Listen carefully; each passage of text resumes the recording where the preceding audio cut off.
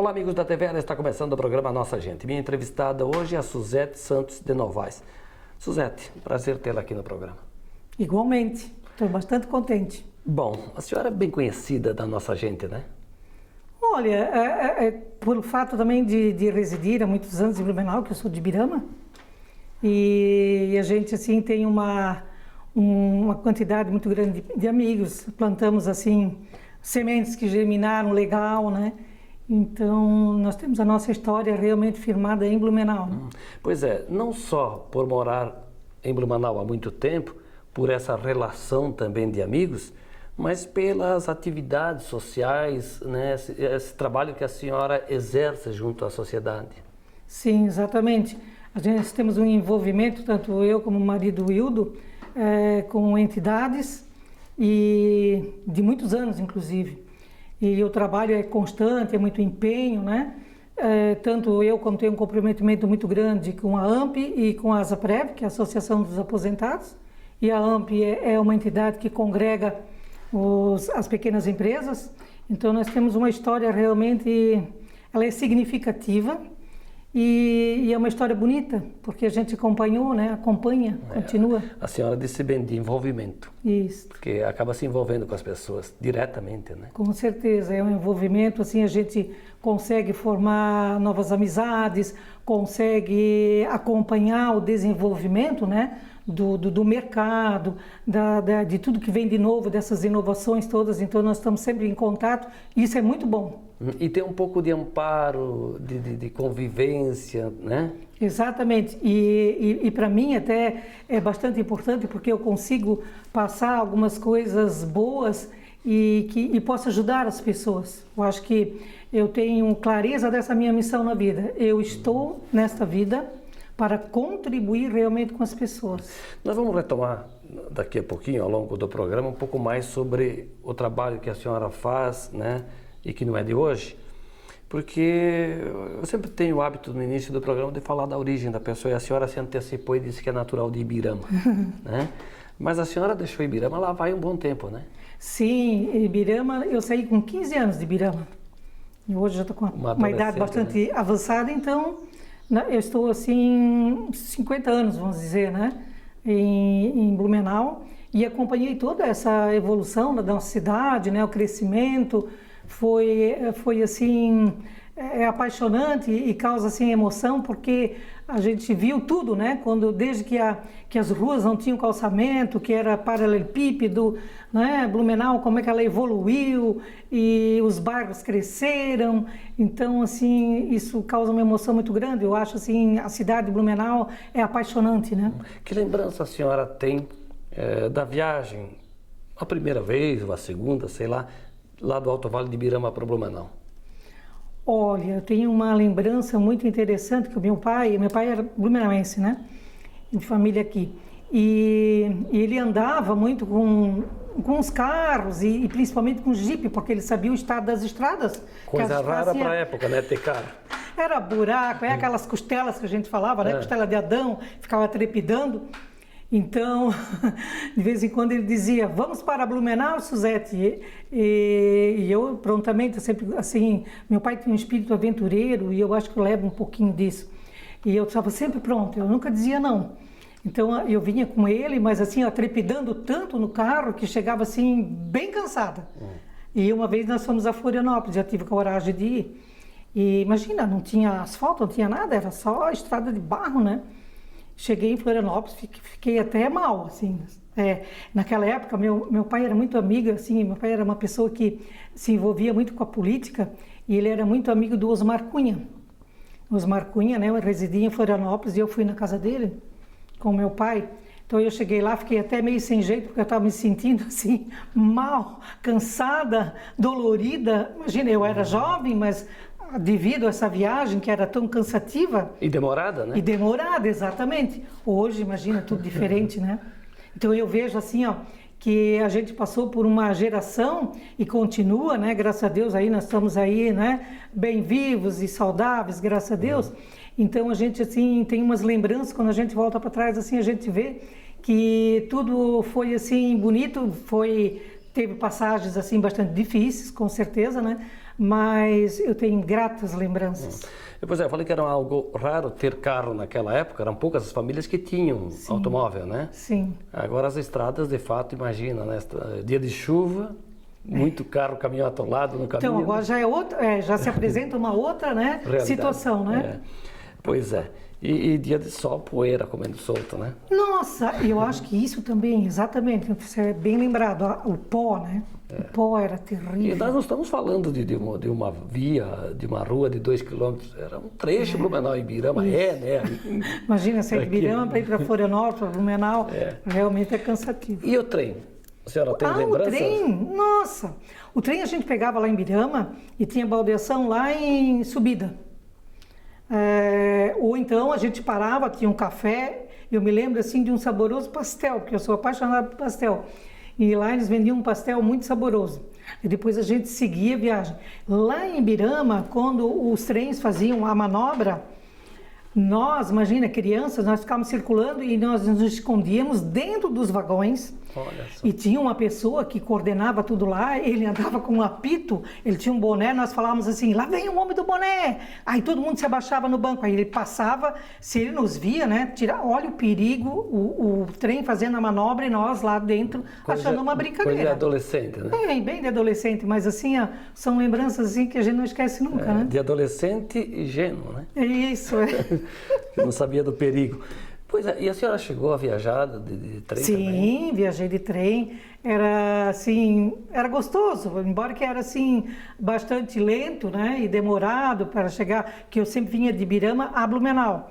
Mas assim, hoje, por exemplo, quando a gente vai a São Paulo, Rio, também tem um trem, né, que faz essa passagem, e a gente vê aquele movimento, naquela época também era assim, chegava na estação, tinha um movimento enorme, e aquilo, não sei, a gente causava assim uma sensação boa, porque a gente estava viajando, né, sempre que se falava em viagem, uma cidade pequena, Ibirama era uma cidade bastante pequena, né, e então assim, era uma alegria dizer que a gente ia viajar de trem. Então, os vagões, os assentos, tudo assim, bastante simples, né? E aquele bate assim, plaque, plaque, plaque, plaque, plaque, plaque, né? Que fazia o trem.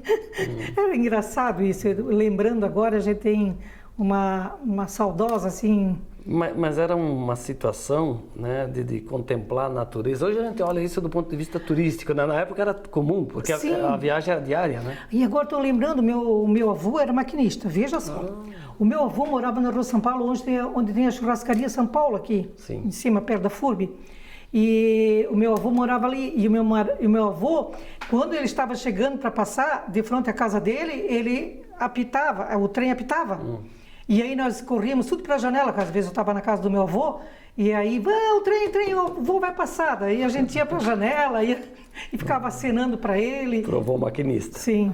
Pois é, aqui a estação era aqui onde hoje é a Martin Luther. A Martin Luther, exatamente. Ali era o embarque e desembarque, né? Ali é a terra, ali tem uma terra do meu avô, que hoje ainda tem pro lado de cima, é o único terreno que está ali ainda, que é da família toda, né? Porque ali onde hoje nós temos a prefeitura também tinha sim. Também ali até tipo de uma estação, né, que eles chamavam. Aí depois aqui em cima, perto do Ipiranga, também tinha uma estação. Ali onde hoje é um dos campos da FURB, Isso, né? hoje é. E para chegar a Ibirama, para tomar como exemplo, tinha muita parada, muita estação? Não, paravam aonde? Não, assim que eu me lembro... Passava por Indaial, né? Ele passava em Indaial, acho que dava uma pequena parada, e em Apiúna. Apiúna não, Subida. Na subida. Na ali, subida. Né? Eu acho que era isso. Não sei se ele parava também na Apiúna. A senhora conta isso com um certo grau de saudades, né? Te faz imaginar aquele tempo, assim, querer voltar atrás, assim, foi uma coisa boa, inesquecível? É, bastante inesquecível, mas eu também penso, assim, que os nossos mandantes deveriam ter pensado um pouco mais e não acabar com a ferrovia, né? Porque, imagina, o escoamento de toda, né, toda essa pujança, né, que é de Santa Catarina, poderia estar utilizando, né, de um modo. Então, hoje a possibilidade, eu acho que nem existe discutem algumas possibilidades, mas eu sei lá, penso que... Mas não foi só em Blumenau, foi no Brasil que resolveram colocar os caminhões nas estradas, né? Então, eu acho que assim, às vezes a gente tem que refletir um pouco, né? Pensar não só no presente, pensar no futuro, né? Suzete, a senhora cursou o básico da escola lá em Ibirama mesmo, Sim. Né? Continuou os estudos por aqui? Como é que Sim, foi? Continuei depois no Pedro II, no magistério, né? E no Pedro II, aí naquela parte onde tem aquele pequeno morro, antes da entrada que vai para o Bom Retiro, né? Sim. Ali era a escola do Pedro II. Depois teve essa parte nova que foi para a Alameda, mas eu estudei lá em cima no Pedro II. Então, também foi assim um tempo muito bom, tempo de estudante sempre é muito bom, né? Isso. Aí, não acabei parando por ali mesmo, fui professora, atuei bastante no magistério, fui diretora, fui convidada depois pelo senhor José Vieira Corte, que é inspetor escolar, e lecionei lá na Irmã Benvarda, que era uma escola lá na Alameda, depois no João Widman.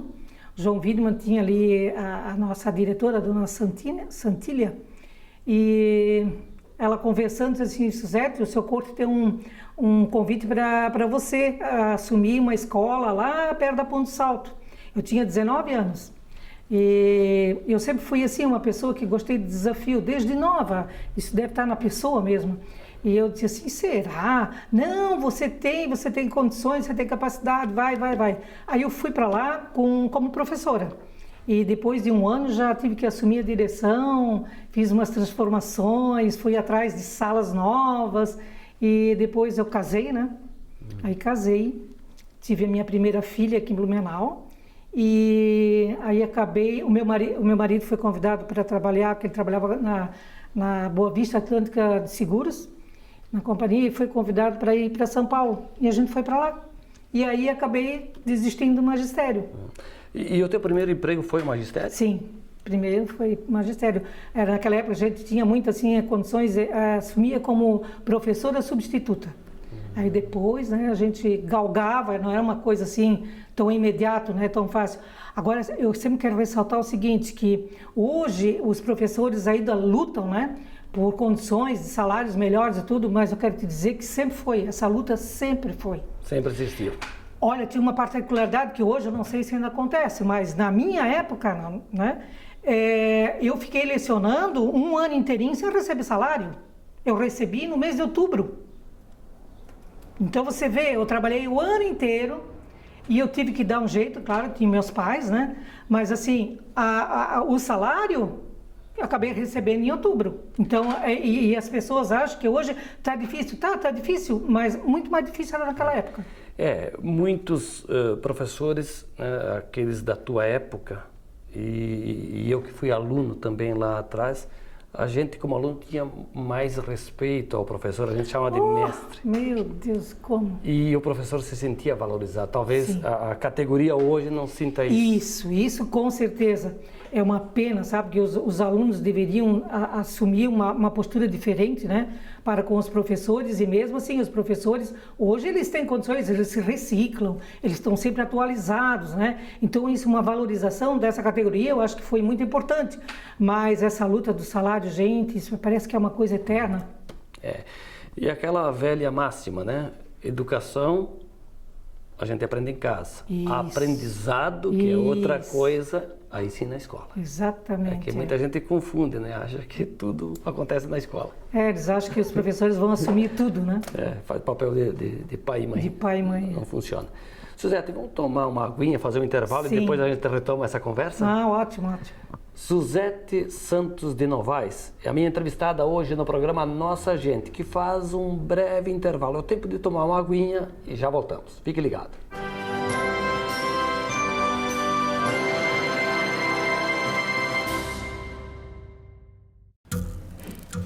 As formas de comunicação mudaram, porém a necessidade das pessoas serem ouvidas continua igual.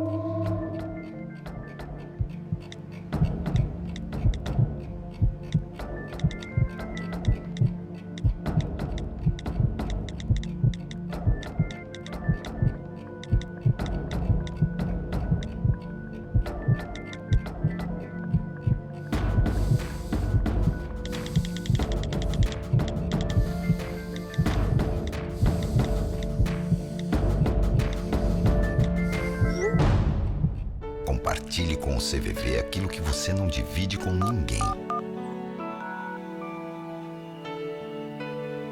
Valorizar a vida, é isso que o CVV faz. Ligue 141 ou acesse cvv.org.br e receba apoio emocional.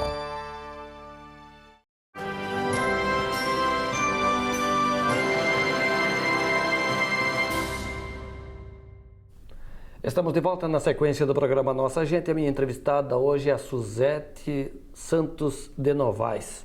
A senhora falou um pouco da história da infância, da juventude e também já como mãe, né? No primeiro bloco do programa. E a senhora foi morar em São Paulo por acompanhar o marido por conta do trabalho. Mas chegaram a morar no Nordeste também, né? Isso. Depois de São Paulo, a gente foi morar em Fortaleza, no Ceará. E lá, o meu filho, nasceu em Fortaleza. E a gente ficou em Fortaleza 3 anos. Diversidade de culturas, né? Uma beleza, assim, ó. Quando a gente saiu de São Paulo, que é uma cidade, assim, com muita poluição, eu cheguei em Fortaleza, que a Fortaleza é considerada uma das cidades do mundo mais claras, com mais luminosidade. Pensei que a senhora ia dizer mais quente. Também, mas a luminosidade lá, meu Deus do céu, corria a lágrima dos meus olhos porque eu não conseguia olhar para o mar, assim, para o infinito, porque era muito claro e eu vim de São Paulo, né? Eu tive a oportunidade de conhecer também. Aquele mar parece que é mais azul, né? Sim, tudo é mais lá. Mais calor, mais azul, mais sol, né? Olha, é uma beleza. Tem uma diversidade, assim, muito grande das frutas, dos costumes. Às vezes as pessoas, quando eu cheguei lá, elas não me entendiam, eu não entendia elas, porque eles usam umas gírias, né? Que a gente não se entendia muito bem. E eles achavam que a gente era estrangeiros. Lá que José de Alencar se inspirou para escrever Iracema, né? Isso, nós morávamos pertinho da praia de Iracema mesmo, bem pertinho. Por falar em romance, em poesia, a senhora tem essa veia artística também, né? Sim, eu acho que isso vem desde criança mesmo, desde bem novinha, quando eu estava no primário. Eu gostava, assim, de recitar, eu tremia muito, né? Lógico, a gente ficava, assim, muito tensa, e quando me chamavam, todo sábado tinha homenagem à bandeira, né? Coisa que hoje raramente tem. E aí escalavam os alunos, e quando era eu para recitar alguma coisa, eu passava até mal. E aquilo talvez assim foi dentro de mim, eu comecei a vencer isso e comecei a estimular, né, na Zaprev, onde eu estou como vice-presidente, as pessoas a escreverem poesias, né? Contos, assim, fazer com que as pessoas se incentivem a registrar a sua história, aquilo que eles gostam, né? E foi um projeto que deu muito certo e eu fiquei muito contente porque a gente acabou dando um livro. Esse livro aqui, né? Um livro intitulado Poemas, Histórias e Crônicas. Isso. Então, isso aqui é uma história assim bastante significativa, por quê? Porque as pessoas, assim, foi um desafio muito grande. As pessoas achavam que não tinham condições de passar para o papel as emoções delas, aquilo que elas... E eu fui estimulando e dizendo, não, vocês têm, escrevam da maneira como vocês querem, que depois nós damos um jeitinho e a gente vê tudo, né? E acabou nesse livro. Pois é, e aqui tem vários autores, estou vendo aqui, por exemplo, o Ivo Adres, que é um deles, Tem né? o seu Ivo Adres, Gervásio Luz, o Vilarino Wolff, eles são associados da Zaprev. Sim, Terezinha, e foram... a Iracema, Terezinha. Isso. Hilda Tonetti. Sim, tem. A gente dá esse livro, por exemplo, a gente não vende, a gente, né, proporciona para que as pessoas cheguem, né, a ler essas pequenas histórias que tem aí, de vivências e poemas e tudo mais. Então a gente não cobra. Você fica com esse livro presente, até posso dar também para os seus colegas. Mas assim foi. E agora esse projeto eu estou assim desafiando a nível de Santa Catarina. Ampliar então a ideia. Isso, ampliar, porque eu estou como diretora na federação, como diretora Cultura, Esporte e Lazer. Estou desenvolvendo também essa parte, está dando muito certo. Pois é, e tem, claro, poesias aqui de sua autoria, Tem, da Suzete também, Santos de Novaes, e por coincidência abri a página aqui, numa delas, Saudosas Memórias. A gente estava falando tanta memória, Sim. relembrando coisas. Coincidência, mas enfim, a senhora se enquadra no grupo de românticos? A senhora é uma romântica quando coloca as ideias no papel? Eu sou mais assim, estilo. E com base real ou tem um pouco muito de ficção? Não, eu sou mais realista. Eu sempre com base nos fatos? Sim, nos fatos. Por exemplo, aqui nesse livro aqui, tem um pequeno poema aqui que fala sobre a praça que hoje, onde em Blumenau está o Biergarten, a praça lá. Porque eu conhecia, eu levava as minhas 2 crianças, que eu morava na Alameda Rio Branco, e eu levava o meu casal de filhos para lá, para brincar no parque lá que tinha. E naquela época a gente avistava, né, aquela beleza do rio Itajaí, e muitas árvores, aquela curva toda, e aquilo era assim bem apaixonante. E eu escrevi aqui, naquele tempo, também eu lembro assim que eu assisti, eu fui, como outros blumenauenses, eu tive a honra de assistir o primeiro recital do Lindolf Bell. Olha só. Que foi naquelas imediações, daquele entorno ali que tinha a biblioteca pública e tudo mais. Isso em 1960 e pouco, 63, 64, por aí. E eu sempre digo assim, que aquelas árvores que estão ali naquele entorno todo, eles com certeza, elas ouviram as vozes do Lindolf. Porque era assim, eu fico até arrepiado hoje ainda, porque assim, era muito emocionante. Ele falava com uma alma, era uma coisa assim gostosa de ouvir. E isso naquela época, eu tinha 16, 17 anos, né? E aquela praça ali, ela significa muito para Blumenau. Pois é, porque tudo começou ali, é um centro histórico, tudo começou ali. Então eu escrevi aqui nesse livro, tem alguma coisa que fala sobre isso também. Que bacana. Pois é, por falar no centro histórico, né, ali ainda funcionava na época um clube, ainda existe, né, que é o Náutico, América. América, isso. Só que hoje o pessoal usa o clube pro remo mesmo, mas naquela época muitos casais se conheceram ali. Sim, nos carnavais, né? tinha carnaval. Ali tinha um clube do Náutico, né? Sim. Imagina, a gente colocava fantasia e ia pular o carnaval, né? Ali era bem famoso, assim, era centro da cidade, as pessoas todas se concentravam ali, era assim, eu lembro muito bem, eu lembro até hoje, eu devo ter nos meus arquivos uma foto das pessoas que estavam na mesa, eu ainda lembro hoje, né? E, então, assim, são lembranças muito boas mesmo. Alameda Rio Branco, em Blumenau, fantástica. Era um ponto de encontro, os jovens todos ficavam lá, porque eram umas casas muito bonitas, né? E hoje até são transformadas em comércio, mas as pessoas habitavam ali, elas moravam, né? E muito capricho. Famílias tradicionais da cidade. Famílias tradicionais. Então a igreja, eu saía da Alameda com as minhas irmãs, que nós somos em 4 irmãos, um rapaz e 3 moças. Nós íamos dali até a igreja, que hoje é a catedral, no centro ali, a pé. Ainda a igreja velha ou já era nova? Não, ela já era nova, porque ela foi construída, se eu não me engano, em 62. Aí a gente descia, passava pela Rua 15, de salto alto, paralelepípedo, às vezes o salto ficava ali incrustado no meio dos paralelepípedos, e nós íamos para o Aquário, onde era o grande hotel, tinha um restaurante ali que chamava-se Aquário, e ali era um ponto de encontro. Então a gente ia tomar um refrigerante, conversava, tinha umas tortas muito deliciosas, né? Olha, inesquecível. Pois é, do lado ali tinha o Cine Bush, também local de encontro. Cine Bush, nossa, Cine Bush, Cine Blumenau. Cine Bush era mais assim, não sei, era diferente bastante, ele parece mais aconchegante. Tinha uma senhora lá, um casal que fazia pipoca, aquela pipoca era tradicional, parece que a gente vai para o cinema, só lembra da pipoca, tem que, né? Então tudo isso são vivências assim, eram filas, as filas se concentravam na calçada para entrar quando era um lançamento de algum filme, e fazia filas assim na calçada, e a gente ficava esperando em pé e trocava um pé e outro pé e cansava e tudo até chegar a poder sentar comodamente. Pois é, a senhora falou do uso de sapato alto, que é normal, as meninas, as mulheres usam, faz parte, né? Mas eu fiquei curioso ali naquela faixa etária dos 18, 20, né? Como é que as mulheres nos anos 60 aqui em Blumenau se vestiam? Olha, as mulheres, na maioria, era saia justa, assim até ao joelho, sapato alto sempre. Eu me lembro que uma vez eu chorei para o meu pai para ele me levar em Timbó, que tinha uma fábrica, hoje não lembro bem o nome da fábrica, mas uma fábrica bem conhecida. eles faziam calçados e lá eles faziam sapatos elegantes e eu queria ter, porque eu adorei, sempre gostei de salto alto, né? Não fico na minha vida no salto alto, mas sempre admirei e gostava de usar um salto alto, né? Sim. E, então, assim, agora eu fiquei presa ao atravessar a rua, na rua 15, o salto ficou preso, tive que me abaixar, tirar o pé do salto. E, meu Deus, tomara que não venha nenhum carro, né? Então, assim, isso acontecia com frequência, porque... Bom que tinha poucos carros, né? naquela época, né? Como? Naquela época tinham poucos carros. Também tinham poucos, né? Hoje não dá para arriscar. Nem andar na rua.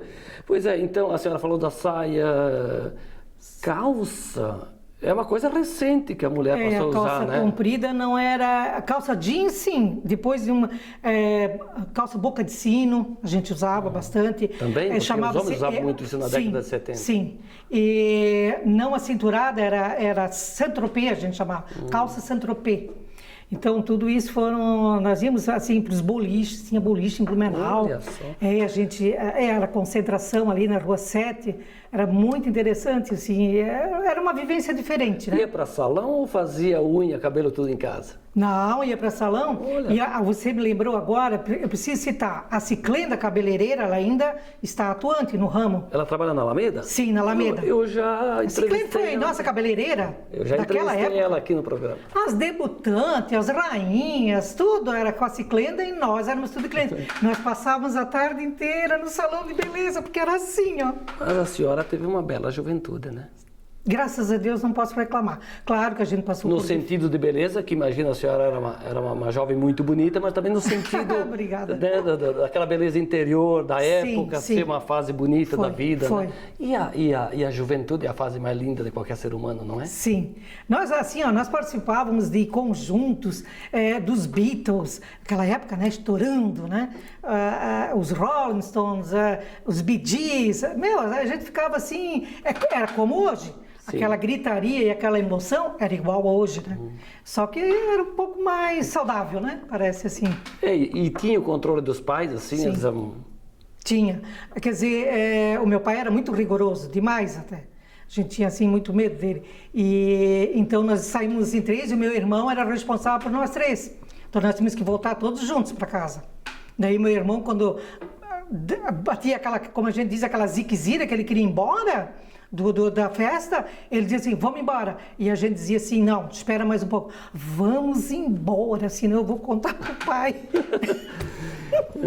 Bom, com toda essa forma alegre de levar a vida, o seu Hildo não encontrou lá dificuldade para ficar encantado com a senhora, né? Pois é, sabe como é que o Hildo me conheceu? Na famosa Famosc. Lembra que aquela... depois foi pro Hebe, que hoje é Parque Vila Germânica. Isso. Então a Famosc, né, tinha uma grande feira, né, concentrava lá as fábricas, esse mundo têxtil todo fazendo a exposição, era uma coisa bonita. E eu era recepcionista da impressora paranaense. E talvez lá que eu devo ter chamado a atenção e ele ficou me paquerando e aquela coisa toda, eu era uma pessoa bastante tímida assim, né? E depois num baile do Carlos Gomes, daí continuou, veio dançar comigo, e daí ficou e tal, não sei o quê. Aí ele perguntou para mim o que eu fazia, eu disse que era professora. Daí ele passou um dia no ponto de ônibus, me levou até a escola, e assim foi. E estão juntos há quanto tempo? 46 anos. Daqui a pouco, bodas de ouro. Sim, se Deus quiser. Suzete, foi um prazer conversar contigo. Muito obrigada também. Poxa, fiquei muito feliz de poder relatar alguma coisa. Muito obrigada mesmo. Alguma coisa a senhora disse bem, porque imagino... Nem falamos da AMP, né? Nem deu. Mas eu vou vou tratar isso de um programa de jornalismo, porque eu acho que a tua história, a tua vivência aí enriqueceu o nosso programa. Muito obrigado, querida. Obrigada. Suzete Santos Novaes foi a nossa entrevistada no programa de hoje, que vai ficando por aqui. Eu te convido para seguir na companhia da programação aqui da TVL. A todos um grande abraço e até a próxima.